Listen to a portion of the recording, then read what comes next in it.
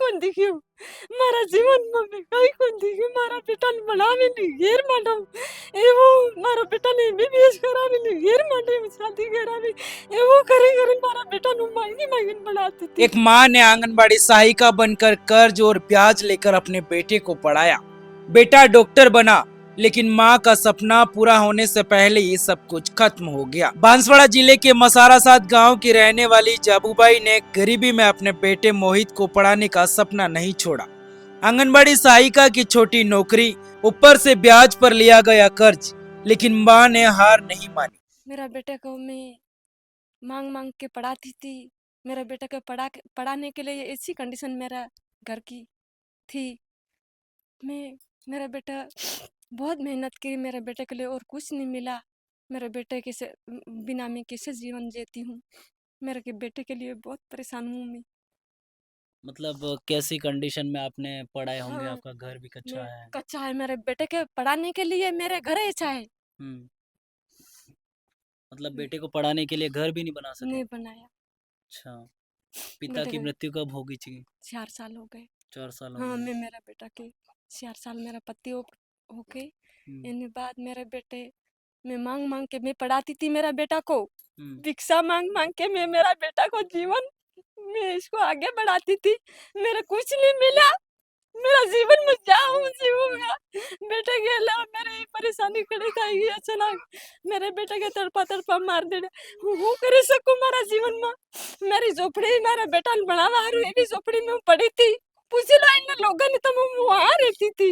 ये हमने मार बेटा ने उठाई तरह मांगता ही लीजिए। अच्छा, जब तमन कवड़ा खबर पड़े तमन कही तो नौतरे जाओ। हाँ फोन आई तुम। हाँ जी फोन आयो जो है तई शादी में बारात में जैन मु आऊं। हाँ 100 वागे फोन आयो मैं कीधु बेटा तू तारो फोन चालू राखजे। ते आई हूँ नानो नहीं हूँ मोटो થઈ ગયો આવતે તે હું आई बारात में जैन मु पासो આવી જઈ તે હવાર में मैं फोन કર્યું તેનો સીસોક આવી રહ્યું તે માર નાની છોરીને मैं फोन કર્યું પિંકી તે કે मैं कीधु बेटा એનો फोन સીસોક આવી રહ્યું है તે आई जान में जो है ने એનું ચાર્જિંગ नहीं કર્યું એમ करना मैं તને દાડે કાર્યવાહી नहीं કરી। એને બાદ પછી હાનનું ફેર ફોન કર્યું સીસોક આવી રહ્યું તે પછી કેને કેને પૂછપાછ અમે કરીને પછી પાછું આખે ડિક્લેર કર્યું। એને બાદ 15 તારીખ બાદ તે મારા બેટા હાથે માર વાત કોણ થઈ ને મારા બેટાને वो કાંડ કર્યો उसते कोई कार्रवाई नहीं थाती ने आ सबूत नहीं મળતા। મારા तमन कवड़ा खबर पड़ी કે તમારા બેટાની હત્યા થઈ ગઈ? મારા બેટાને હત્યા થઈ ગઈ એમ તે 16 તારીખને હવેરમાં મેં ફોન કર્યું। 15 તારીખને હાનનું તેનું ફોન આવ્યું હતું। 16 તારીખને હવેરમાં ફોન કર્યું તેનું સીસોક આવી રહ્યું ફેર હાનનું ફોન કર્યું તો સીસોક આવી રહ્યું તે મેં મારા નાની છોરીને કીધું મેં કીધું બેટા મોહિતનો ફોન સીસોક આવી રહ્યું હે ને હું થયું કાં હું ને થયું તે आई મેં હું તો ફોન કર્યું સીસોક ને આવું હું કરજે તા હા આપું જોવા જાજે હું કરજે એમ કરીને મારી સોરજી કરીને પછી મારા પરિવારવાળા ફોન કરવા હારું ચાલુ થાય પછી એ પાસે ત્યાં જ્યાં હું કરે પેલા પોલીસ થાણામાં જઈને લખાડ્યું ને પછી પાછી બીજે દાડે ફેર 17 નો પછી અહીંયા જતા ત્યારે પછી કે નહીં મળતો એવી વાત થઈ ને પછી 15 ને 16 17 નો ને 18 નો પછી જ્યાં ફેર 19 તારીખે લાશ મારા બેટાની મળી એવું મારા બેટાને ये વાત હું બતાડો તમને બીજી મેં કોણ સાંભળ્યું। अच्छा, તમે શું કામ કરો? હું તે સહાયિકા હું। સહાયિકા હો? આંગણવાડી સહાયિકા હું। 2-3 હજાર રૂપિયા મળતા હોય? આવો 4000 મળે 5000 મળે તો વણસ પૈસા થકી વણસ પૈસા થકી સાબ બનાવ્યો મારા બેટાને। વણસ થકી પૈસા થકી મેં બનાવ્યો વણસ પૈસા થકી બનાવ્યો ને માંગે માંગે નજુ મારો કરજો કઈ દીખું કોણ મારા બેટાનું મેં પાવલી કોણ દીખી। हाल ही में मोहित मसार ने MBBS पूरा किया था। वह माँ से कहा करता था, कई कोण दिख्યું મારા જીવનમાં મેં કઈ કોણ દિખ્યું મારા બેટાને ભણાવીને ઘેર માટે એવું મારા બેટાને MBBS કરાવીને ઘેર માટે શાદી કરાવી એવું કરી કરી મારા બેટાનું માંગી માંગીને ભણાવતી હતી અને મારો બેટો ભણવા જતો રહ્યો હું એકલી 4 સાલ થઈ ગયા રહેતી હતી। कितना भाई बहन है मोहित ने? બે માર સોરજી શાદી કરા દીધી મોટી ને માર સોરો નાનો હાવ જો નાનો હતો सोरो 21 तो। हां 21। लेकिन वह सपना सपना ही रह गया। 3 साल पहले पिता कान सिंह की मृत्यु हो गई थी।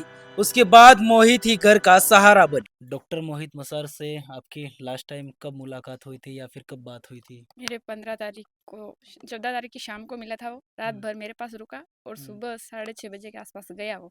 तो मेरे को यूँ बोल के गया कि मैं बारात में जाके वापस आ रहा हूँ। यूँ करके वहाँ से गया।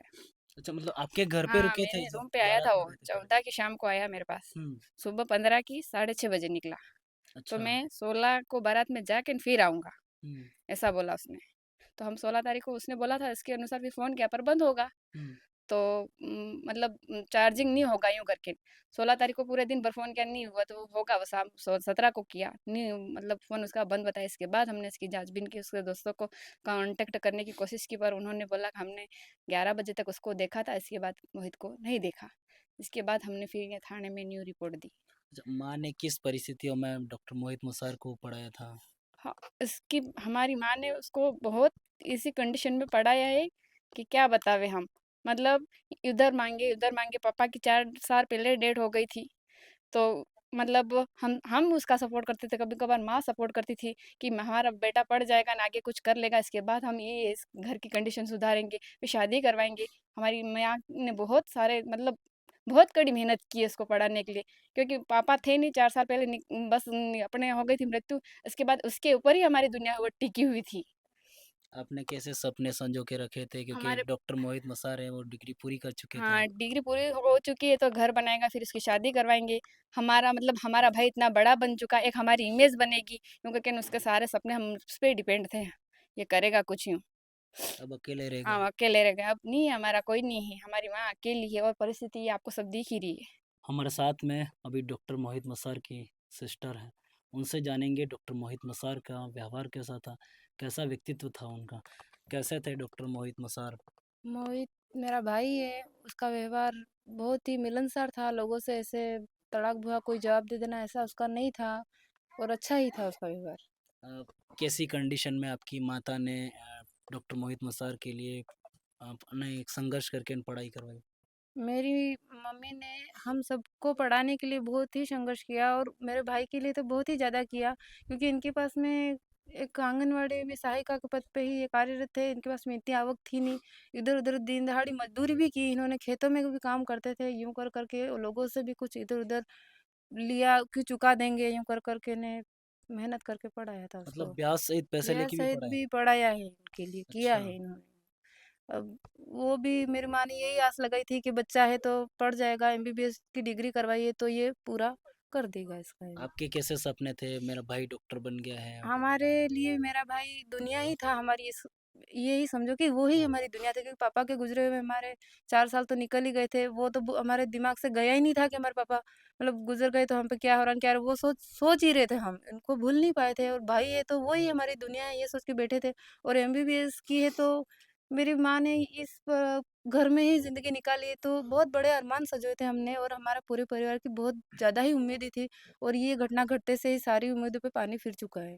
तो अभी प्रशासन से क्या मांग है आपकी? प्रशासन से हमारी यही मांग है कि हमारे भाई के साथ में जिस तरह से ये घटना घटित हुई है, उसके लिए प्रशासन कड़ी से कड़ी कार्रवाई करे और उन दोषियों को उम्र भर की कोई सजा दे या फिर फांसी दे देवे, या फिर उन्होंने नहीं तो फिर हमारे हाथ में दे दो, हम भी हमारे भाई का बदला ले ले।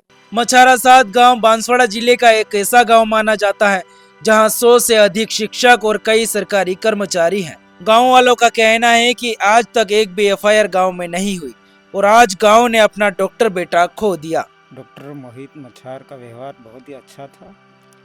उसने आपने देखा होगा कि इन परिस्थितियों में इस मुकाम तक वो पहुँचे थे और यूँ देखा जाए तो इस इलाके के को प्रेरणा स्रोत बन गए थे। वो एमबीबीएस में चयन होने के बाद यहाँ के काफ़ी युवा लोगों ने फिर उनके जैसा ही बनने का सपना देखा और यूँ माने कि अभी यहाँ पर 5 अन्य युवा साथियों का चयन हुआ उसमें, तो वास्तव में वो एक मिसाल बन गए थे।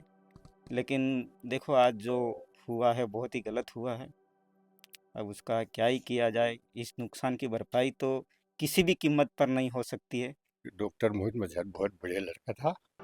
वो हमेशा मेरे पास आता रहता था और मेरे को कहता, गड़ा तू सही रहना, दवाई सही खाना, ये करना और अपने स्वास्थ्य का ध्यान रखना।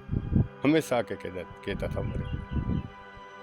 सपने थे आप भी, आपके बहुत भी वो गजब के डॉक्टर बन सपने था। जाएंगे, काम आएंगे। हाँ बिल्कुल था, हमारे परिवार का ही था, हम्म, मेरे बड़े अंकल का छोरा था हम्म, वो। इसलिए मेरे को बहुत यूँ होता है, कभी इसके बारे में बात करने के भी मेरे को रोने आ जाता है।